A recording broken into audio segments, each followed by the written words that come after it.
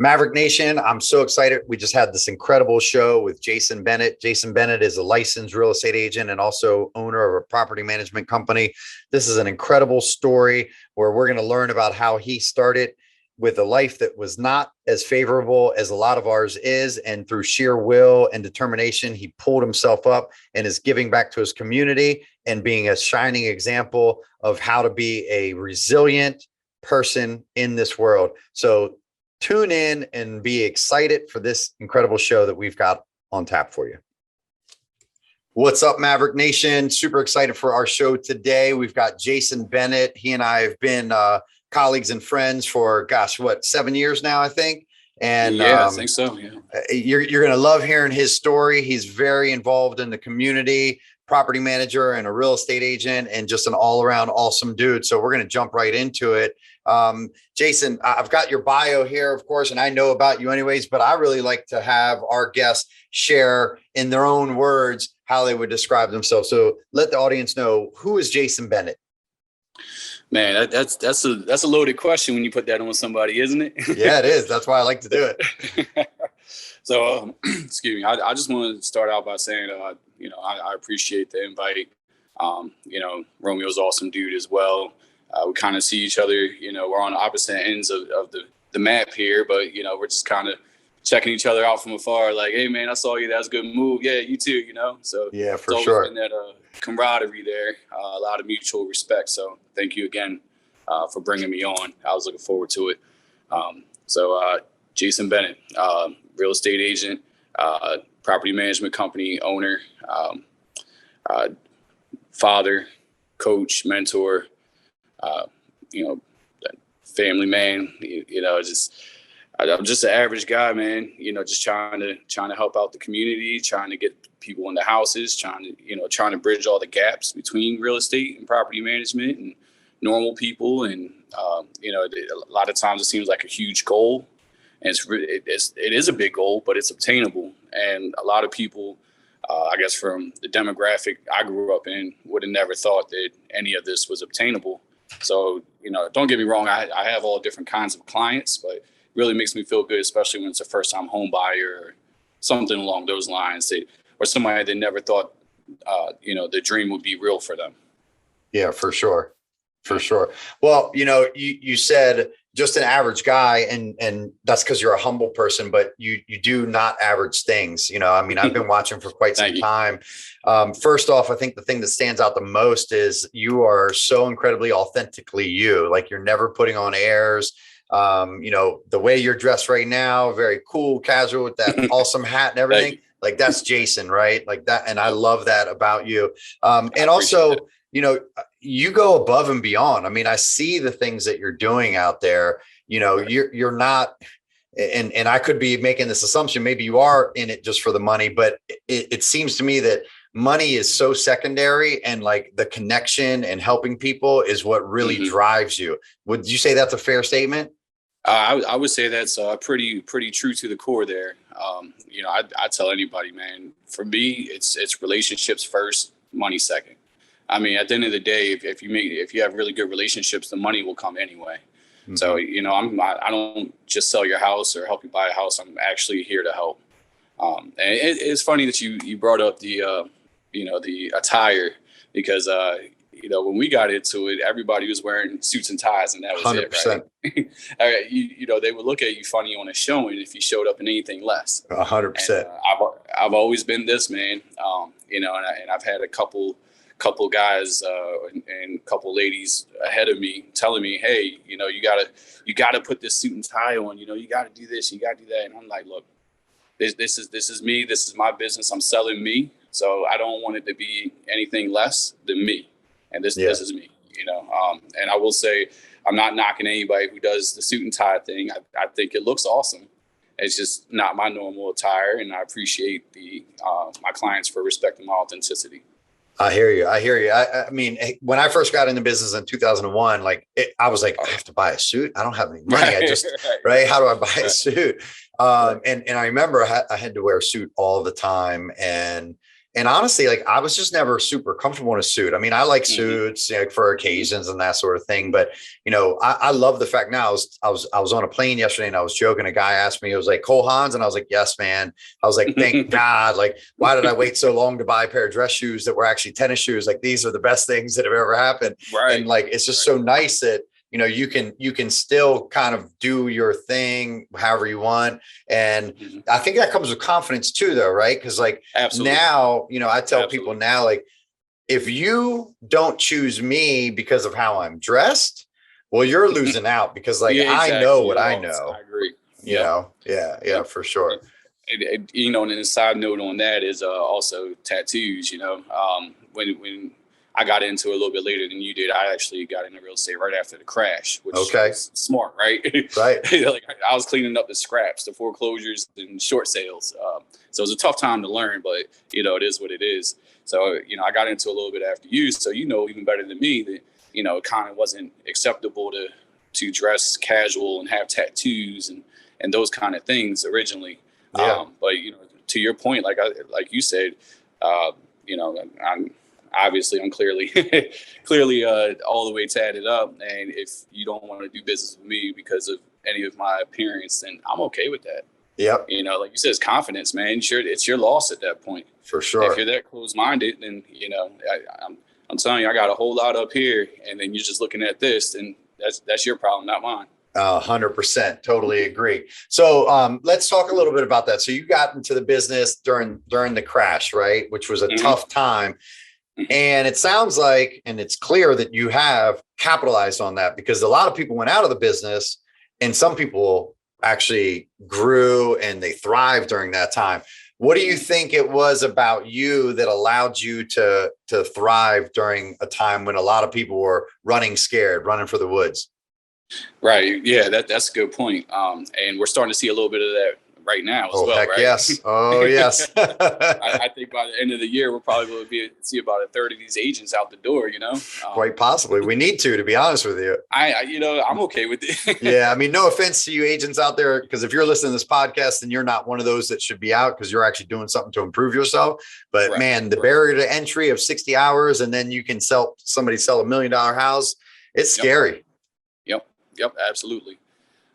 Yeah. So, you know, it did. I think it helped me getting into it in such a bad market.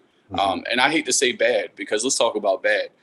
They're saying it's, you know, it's turning into a bad market right now. There's no such thing as bad. There's two sides to it, you know, and you got a seller side and a buyer side. So if it's bad for one, it's good for the other. And if it's good for one, it's bad for the other typically. Yeah. I feel like for that 6 months we was riding here, it's kind of good for both though. You know, the seller's getting top dollar and the interest rates were low.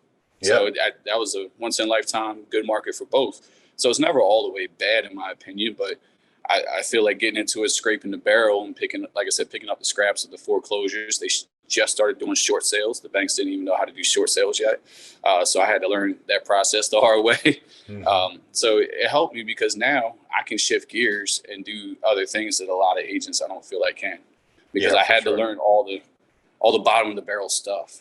Yeah, for sure. I had to, because if you didn't in that time, you wasn't going to make any transactions. Yeah. Well, you know, it's kind of like a really, really good handyman or a journeyman plumber or something like that, right? Like over the years and just the more things they put in their toolbox, the more valuable they become, the more resources, right? And the better they can navigate around things, right? So, I mean, like the experience you had, that opens you up. Like, anybody can sell a house in a normal market. Anybody can list a house in a seller's market. Anybody can help a buyer in a buyer's market. But short sales, foreclosures, those things are hard. Like they take skill. They take a lot of effort. They take a lot of being on top of it. And I mean, come on, let's be honest. When you first got in the business, it's not like you had assistants and you were doing everything, I bet, right? No, I tell you, when I first got into the business, my main job for the first week was licking stamps. So, you know, it was licking stamps for my broker so they could send out their advertisements. So, yeah, I was kind of, you know, the cleanup guy for a while. I was mainly an intern. And, you know, I kind of just worked myself up through the property management ranks. And they were like, look, we want you to do real estate. with us. You know, you're kicking butt in property management, and you're figuring things out that we don't necessarily have to hold your hand for. You should be a realtor. And I said, okay, great, let's do this. Nice. And that was, yeah. So tell us a little bit about the property management, because you've got your own property management company now. And I know that you focus on like individual property owners, investor friendly. Talk to us about that. Okay. So property management is such a wide spectrum. And I'll start out by saying I don't want to scare anybody, but it's not for everybody. So, I was just going to say, like, you have to be a special breed to actually thrive in property management. It is hard. It's a rough go, man. But you know, I originally started out doing property management in some of the worst areas of Baltimore City at that. So, you know, I definitely paid my dues there. And it's such a big umbrella. It's so valuable to me because I am literally the one-stop shop at J Properties.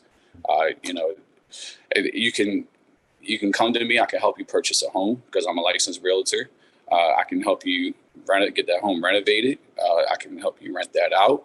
I can help you find a tenant. We can help you sell it when you're ready to.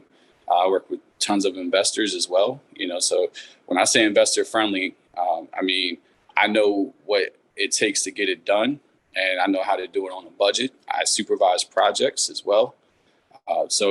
Property management goes hand in hand with real estate to me. When I first started, I'll give you the short version here. I was with a very small company for a while. A good friend of mine was the broker. He's still doing real estate, and we still have a great relationship. But we kind of parted paths for a while. But he ended up dissolving his company for some personal reasons about a year and a half into it. So at that point, you know, you as well as I know, when a broker shuts down, all the other brokerages are trying to swoop in and pick up the agents. Sure. So I ended up going with another brokerage for a while, and I was actually there 10 years. But wow. I went with another brokerage, and they didn't have property management. Back then it was taboo, you know. But you remember, nobody, your broker didn't want a lot you of to brokers touch it. don't have it. Nobody wanted to touch it. Yep. You know, nobody want the responsibility of those things and all that. So I didn't do it for a while. I just didn't do property management for a while. Now I'm like, I realized like I'm missing a lot of residual here. You know, so I went to my broker and said, hey, I'm starting my own property management company. You know, just let me know what I got to do, you know, to keep things right with you so I can move forward. And if you're not okay with it, I'll find another brokerage that is. Right. So, you know, he gave me the blessing, and, you know, that's where J Properties was born 11, 12 years ago. Wow. But yeah, so property management, man, it's a different beast. You know, you really got to be on top of your game. It's a 7-day-a-week job. There's not one day goes past I don't deal with something property management related, whether it's repairs or, you know, tenants not paying rent, or really just anything.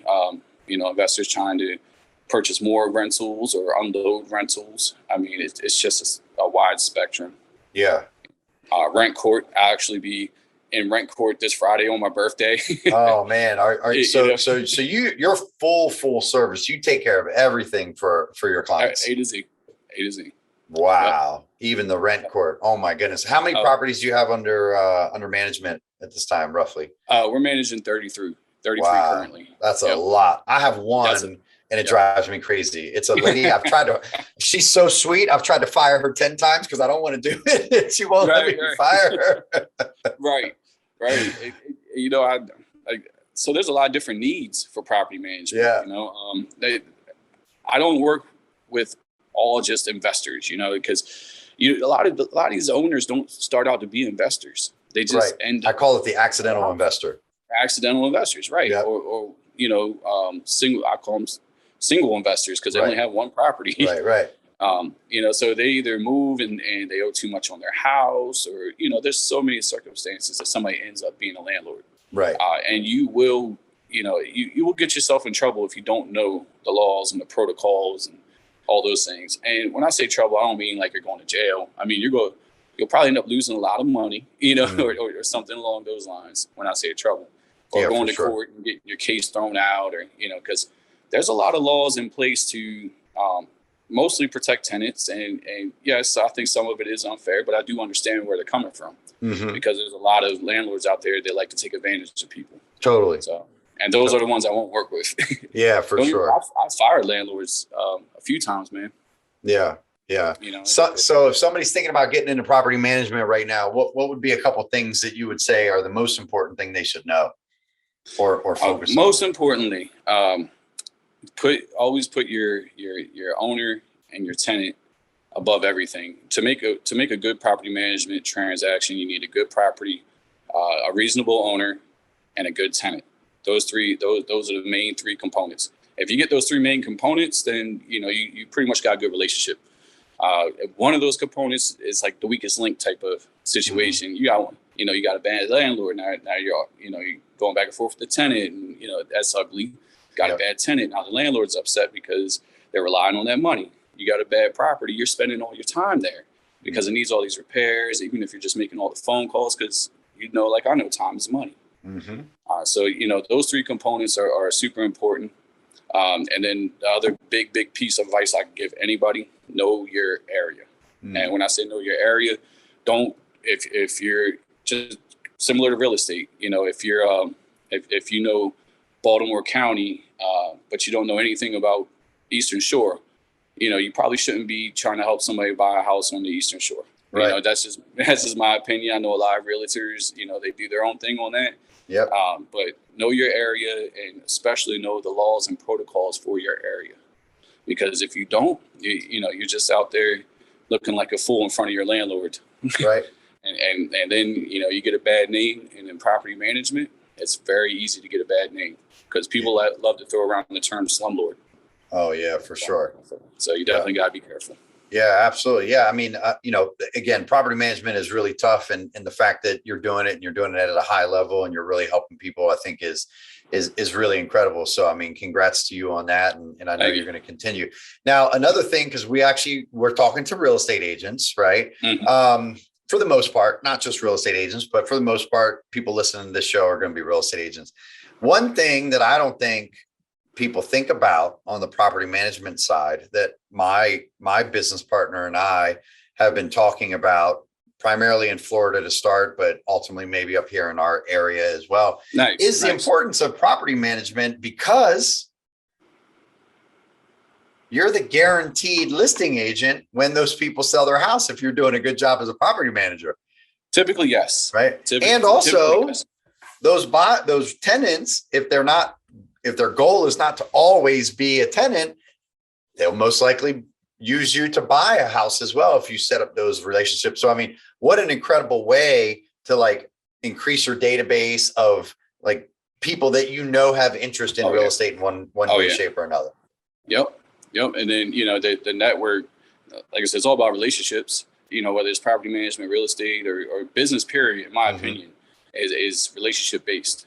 So, when you're doing property management, there's so many more arms for you to reach other people. Yeah. Some of my contractors have bought houses through me. You just never know what you're going to run into. Or, they'll tell other people, that they work for, that I'm a licensed realtor and, investor friendly and all those things. So they get on board sometimes. Yeah, absolutely. So it's a big network.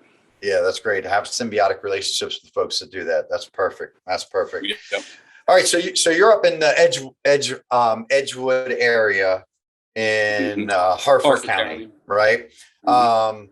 You grew up there. You were born there. Tell us a little bit about you as a young person coming up and how you found yourself ultimately in real estate. Okay. So yeah, it's a pretty interesting story, to be honest. Okay. That's what we like. I was actually born in Virginia, spent a few years in Florida. Okay. Ended up in Edgewood around 10 years old. Okay. And I will tell you, man, I grew up in probably the roughest part of Edgewood. Okay. And it was all subsidized housing. It was a pretty rough neighborhood. So I tell people I didn't even know what a water heater was growing up. Now I'm a property management company. I would have never thought in a million years, right? Yeah. So, a classic story. Mom was single mom, 2 kids, trying to work all the time just to make the ends meet, all that kind of stuff. So, growing up, I got in a lot of trouble. I was kind of the product of my environment. Sure.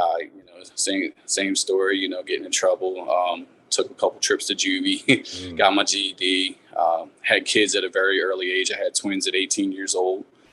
So, you know, I was a young father, just trying to figure it all out. So just trying to work whatever jobs could pay me the most, really, was what it came down to. And then I was actually printing newspapers. Oh, wow. That dates me though, right? Yeah. How outdated is that? So, I was printing newspapers from about 20 years old to about 24 years old. And, you know, back then it was a profitable career. I made pretty good money for the age I was and what money was back then. Sure. And I got sick mysteriously out of nowhere. And I was down and out. I was almost paralyzed. I didn't know what was going on. Yeah, the doctors couldn't figure out what was wrong with me. I was out of work. You know, at that point, I was kind of crashing on my mom's couch because it was just a lot going on. I couldn't do anything about. And then one day I woke up and I said, I got to stop feeling sorry for myself because this ain't like me. So I called a friend of a friend that I knew was a realtor. I didn't give him a chance to really have much of any conversation. I didn't know him personally yet. Yeah. And I said, look, when's your next lunch? And he said, like tomorrow at 11. I said, I'll be at your office. I'll pick you up. So nobody turns down food, right? Right. Nobody turns down food. So I took him to the Olive Tree. I'll never forget Olive Tree in Aberdeen, Harford County, Maryland. I'll never forget. And talked to him, just, you know, kind of chopped it up for about 30, 40 minutes. And it was getting kind of awkward. So I was just like, you're probably wondering why I brought you here, ain't you? He's like, yeah, I kind of was. But, you know, we were eating and I didn't want to bring it up yet. I said, look, this is who I am. You know, I'm looking to make some career choices here. I'm very interested in what you do. You know, what can we do here? And I said, I don't need an answer right now. I understand. You know, if you need a couple days, just let me know something. I'll be around.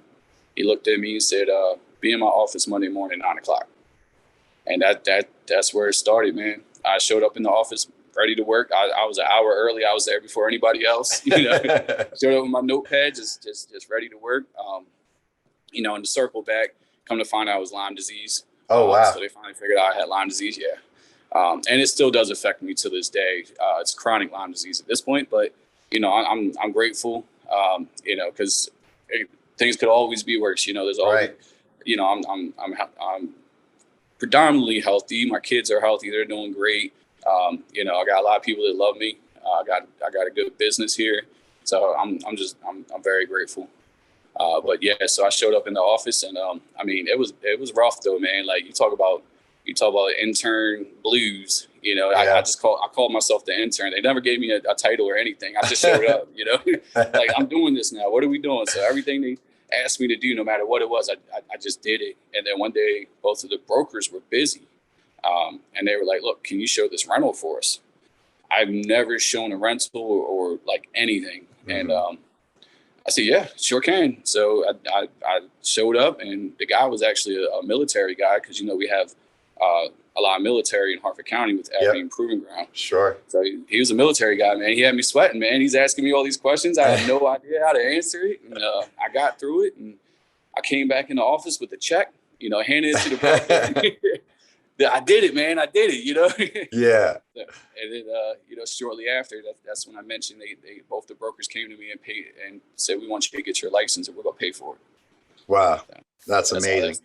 Now, I mean, there's some lessons in there, right? Like, first, everything that happens to you that's bad could actually be good disguised as bad, right? Because if you hadn't have gotten sick, you may have still been in another business and never even discovered what you're doing right now.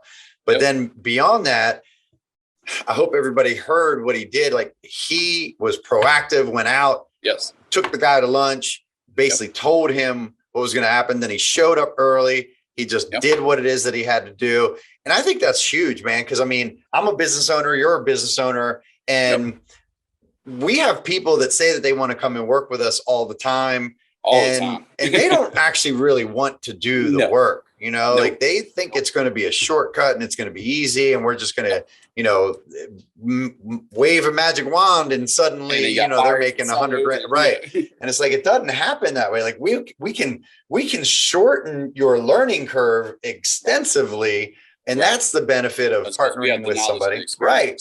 But I mean, people, it's really funny. And I always ask people, is your audio and your video, do they match? Right. And basically, like, are your actions matching what you say that you want?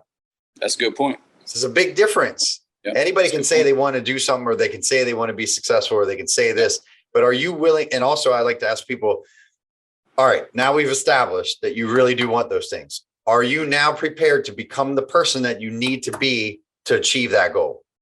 Yeah. That's honest, man.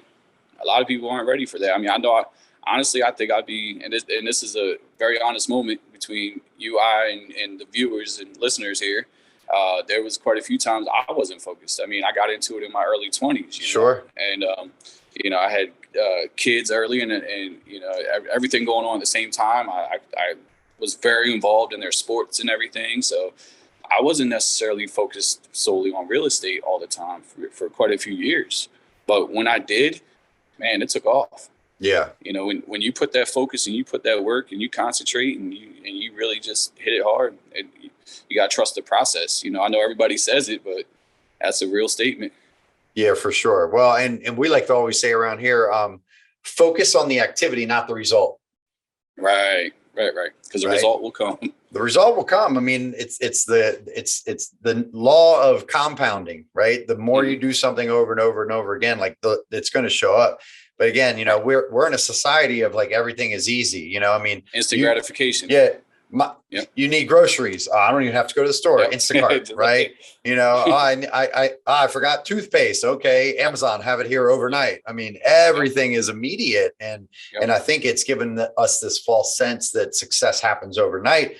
But you talk to anybody. I mean, look, you're successful now, and I'm sure you're going to continue to have even more success. And it's been a 13-year journey for you so far. Yeah, correct. Right. And yep.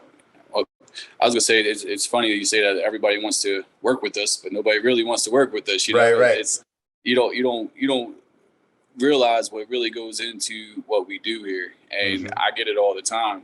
People, especially people where I come from and where I grew up, and if they still see me out and about, hey, you guys hiring? I want to do what you do. And I'm like, first question I ask them is, what do I do? And they're like, oh, you do houses. It's a lot more than that. Like you said, people see the good stuff, but they don't see the nights, the weekends, the deal that you've been working for 3 months and it falls apart. Yeah. That you don't make a single dime on. They see we just closed this, $500,000 house. That's great. But right. I don't want to scare anybody, but if you I think you should scare people. Yeah, because you need to know. You need to know what you're getting. Success in this business is simple, but it ain't easy. Right. So if you're but to your point, if you're a hard worker and you got some common sense about you, we leave that out a lot, right? Unfortunately, you meet some of these people in the industry and they're lacking a little bit in some of those areas. For sure. But if you're a hard worker and you got some common sense about you and you're just there to grind and learn, you will make it in this business no matter where you started. Because I literally started out doing $500 and $600 rentals in pretty bad neighborhoods, to be honest. Yeah. And that was 13 years ago, and now $500,000 house sales. So you gotta trust the process. You will get there. You just gotta put the work in. Yeah, absolutely. So through this success, you've obviously gotten, really involved in your community as well. It sounds like obviously with your children, that was already had you involved in sports. I imagine you were involved in sports as well as a young person. So I was kind of growing up, but unfortunately, like I said, my mom being a single mom and, I was trying to work and things like that, I didn't have much support for it. Sure. So it only went about this far. So any parent of a athlete knows you got to go this far, right, with sports if you're going to do it, right? Yeah. Especially when we get into the travel leagues and all those things. So I'll share something about myself. I never made it past 10th grade. Okay. So I did play football in high school, but I was getting in so much trouble. I got kicked off the team. So in 10th grade, I actually got in trouble and sent to a juvenile boot camp, which is where I got my GED. Okay. Yeah. So sports, my kids in sports was basically kind of like my second coming. Like but they're so much better than me. Yeah. I was good and they were great. So Yeah. it was cool. It was cool to Okay. experience that with them because I never truly got that experience. Right. So, the teachers, some of the teachers that are still there at my previous high school, my kids actually graduated from my alma mater. Oh, wow. So some of our previous teachers are still there, and we kind of had the joke of I was at school more with my kids than I was for myself. Yeah. Well, hey man, you're setting the right example for them, right? And Yep. in your community engagement, you've got Yep. the Extreme Family Outreach. Tell us about Yep. that. So I do. They're my main charity that I do like to work with. Extreme Family Outreach. They actually go into the neighborhoods of along the Route 40 corridor in Hartford County, some of the underserved communities. Mm-hmm. They go into those neighborhoods and just kind of push positivity. And they do the Thanksgiving drives, Christmas drives. I mean, you name it. I see them in the community, so I support them. My kids actually were a part of the program for a while growing up. My mom was on their board for a while, so they are just a really good place to donate if anybody wants to give to charity. I actually just started working a little bit with the food project as well, and that's in South Baltimore, Southwest Baltimore. And their focus, a lot of it is for those teenagers. They're a little bit older than the Extreme Family Outreach group, but these teenagers a lot of them are adulthood almost or in adulthood. So they kind of focus on life skills with them as far as being an entrepreneur and things like that. Okay. So that's a new one I kind of fell into. Yeah. And I do like to mentor as well. COVID kind of screwed that up, but I actually went back to the juvenile facilities where I was incarcerated and spoke to young men there. Okay. So I was doing that as well. But like I said, COVID kind of put a damper on that. So I'm gonna get back to it sooner or later. What's important to you about doing all those things? Why do you do them? Well, I feel like especially at that age, I can't speak for women, but for a young man, somewhere between 13 and 17, I feel like it's a very crucial age for young men to make decisions because you still have time to kind of get on the right path.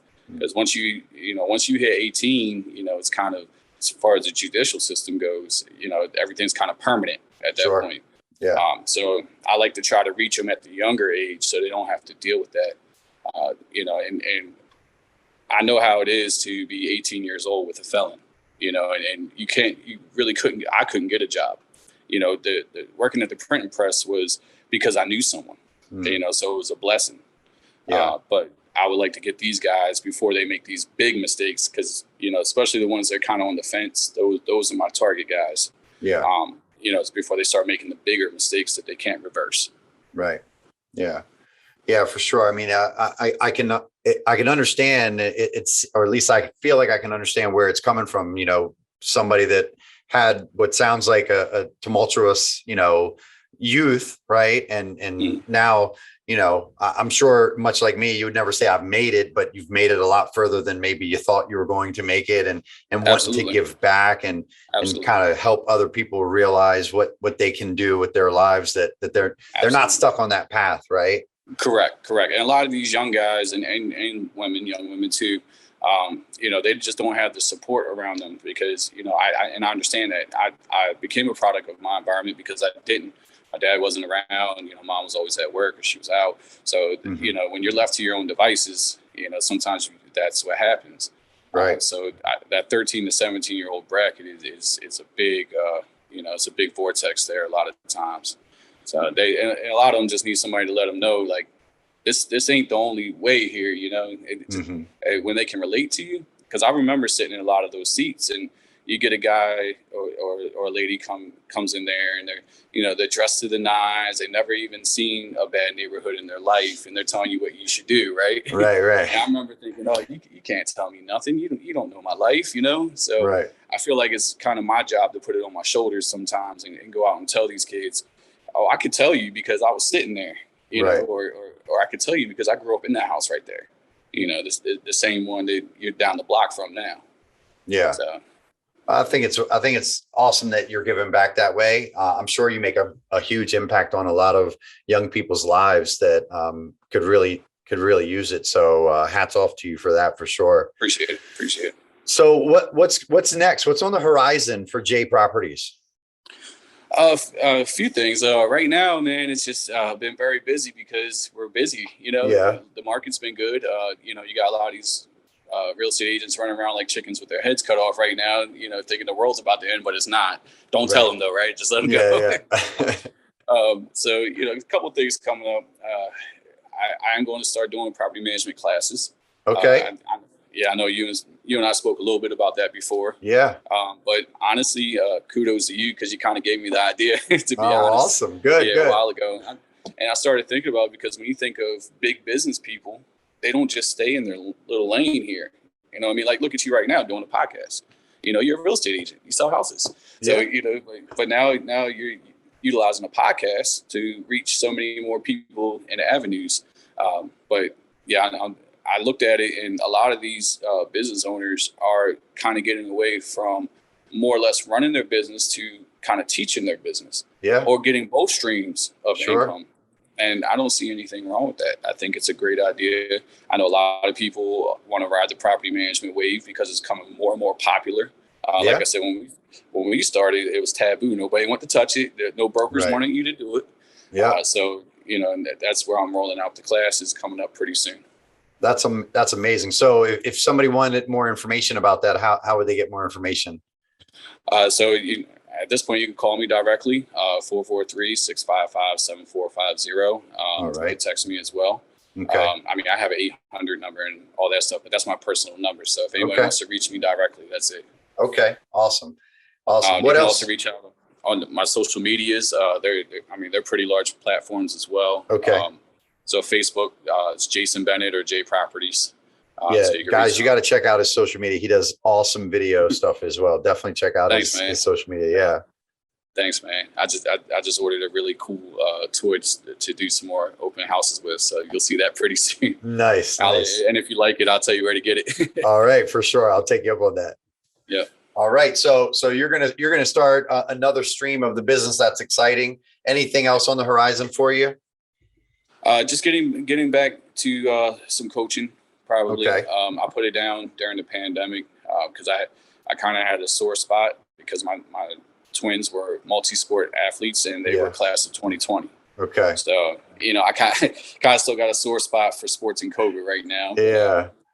I've been offered a few coaching positions and I miss it so much that one day I'm just gonna be like, okay, let's do this. How do you find the time? I mean, you run a company, you've got children. Every one of these houses is more work than a child, probably. Absolutely. So how do you make the time for giving back to the community and coaching and doing all this stuff? Well, that's a really good question. Some days it's just nonstop, and it's really no days off. I know that's a popular saying in sports. I always go back to sports sayings somehow. Yeah, it's really no days off. I'm working on ways to try to buy some of my time back at this point, so I could do some of the things that I love more, like coaching, like mentoring, things like that, and just being in the community a little bit more. Okay. So if I can, I'm working on building a bigger team for property management, so that'll free up some more of my time as well. Anybody wants to get in property management, you just heard them. Yeah, there it is. There's the plug. So yeah, just working on putting better systems in place. That's something that I think is important for any business. I'm learning that myself. Honest moment. I need more and better systems in place, so that'll free up some more of my time as well. Yeah, for sure. Yeah, systems. I tell people all the time because my personality type is not like a systems guy. However, my personality type doesn't allow me to really live without a system. Right. So like I need the system. So like I've found that as I've gotten deeper and deeper into business, I every single day and every single year, I appreciate more and more a good system.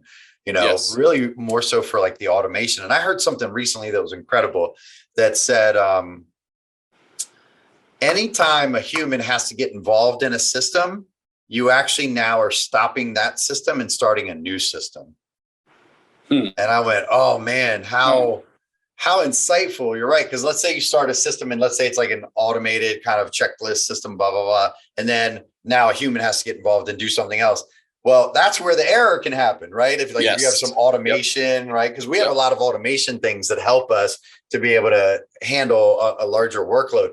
But that saying is so right. As soon as a human gets involved, and that might be your glitch point. Your question mark. Now you have a new system. You got a new system that has to come on after that. So that's really key.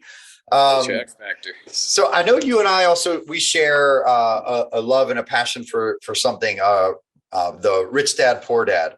When I first read that book, it totally changed my mind. And what's really funny is like, my mom will tell you this, ever since I was a little kid, I would say, Mom, I'm going to be a millionaire by the time I'm 40. Well, I'm 46 now, so I was a little behind. I'm a little behind on that rather, but still on that journey. Right. But when I read that book, it just, for me, it was like, oh my God, what an eye-opening experience. Right.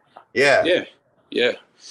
It's a whole change in mindset because, you know, I feel like my parents or my mom and above were kind of just put in a box. You guys are going to go to work. You're going to work 9 to 5. You're going to work Monday through Friday, and you're going to retire in 20 years. Yep. Well, you know, times change, things change, and you can't even do that anymore. I mean, what regular job do you know, like, you know, GM or a car company, you know, places like that you could just walk on anymore, work 9 to 5 Monday through Friday, and retire in 20 years? Can't.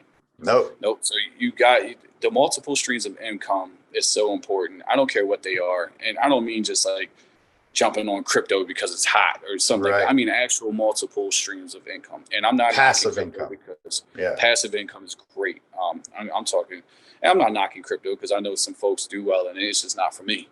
Right. But a lot of people have got taking a bath in crypto right now. Whew. A lot of my real estate investors are also crypto investors, and they're not super happy on that end of things. I've been telling folks for years.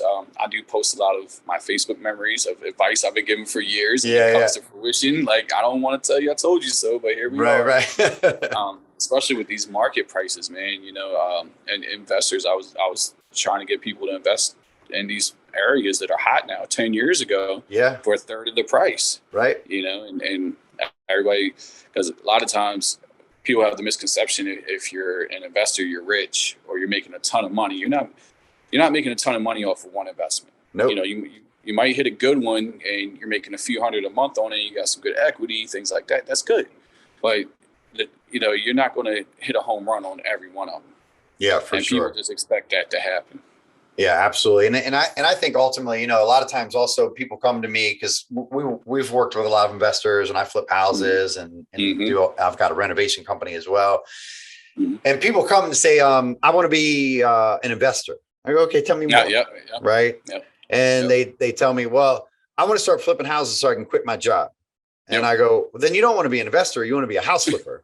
And they're like, I want to be an investor. And I said, well, let's talk about what the definition of investing is, right? Like investments are for passive income, not trading time for money. Like that's not investing. If you're trading time for money, then you're still just employed as in the employee quadrant, right? Maybe self-employed, right? But you're still on the employee. You're not on the investor or on the business owner side of that quadrant, right? And for those of you that don't know what we're talking about, please go out and read the book, Rich Dad, Poor Dad. It's an incredible book. And then he also has the cash flow quadrant as well, which is incredible. You should listen to that as well. Or read it. I'm a listener, not a reader as much. You know, my mobile studio down the road all the time as a realtor. But, you know, I think that's really huge. And I got into like a heated discussion with family during the last elections when like everybody's talking about, we need to find more jobs. We need to provide jobs. We need to get people into jobs. And I'm thinking, man, what you said earlier, like the system that we live in, even high schools and elementary schools and middle schools, like it is all geared to create employees. Yeah, absolutely. Nothing is there to teach you how to be an entrepreneur, how to be right. Like and the world needs employees. Not everybody has what it takes to be an investor, a business owner, and that sort of thing. Because it's hard.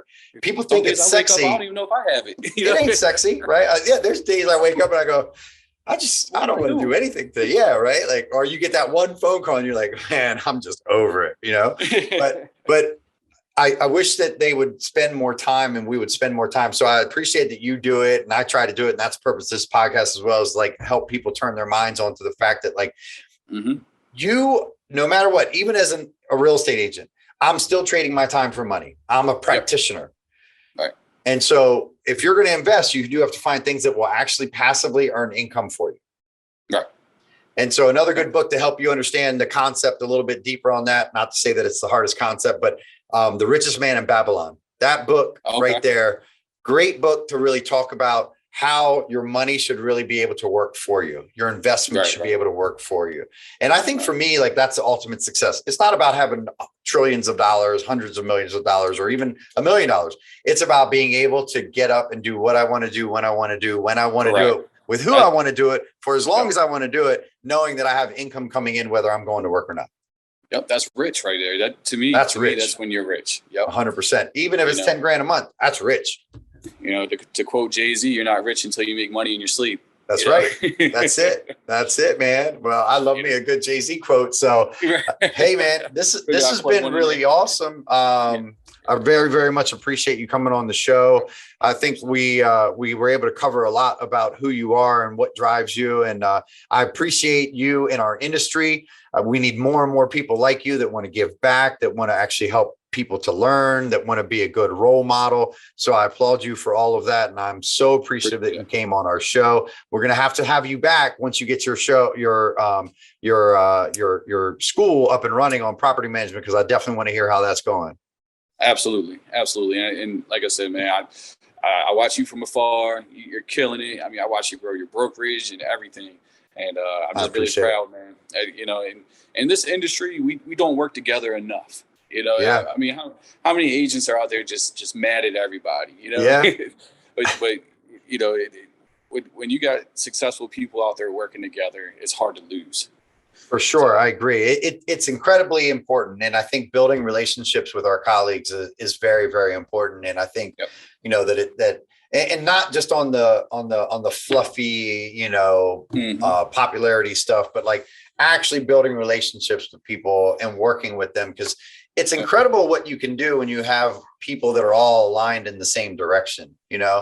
I mean, I've had deals go sideways where the agent on the other side was more angry than their client was, and they made it blow up. Right. And then I've had deals that I thought were never going to get done, but because it was the right group of agents together, we were able to get it to the table. And that's huge. And I tell people, man, when you're in a transaction, the person on the other side definitely makes all the difference. It's such a better transaction when you have somebody that wants to work with you and knows what they're doing.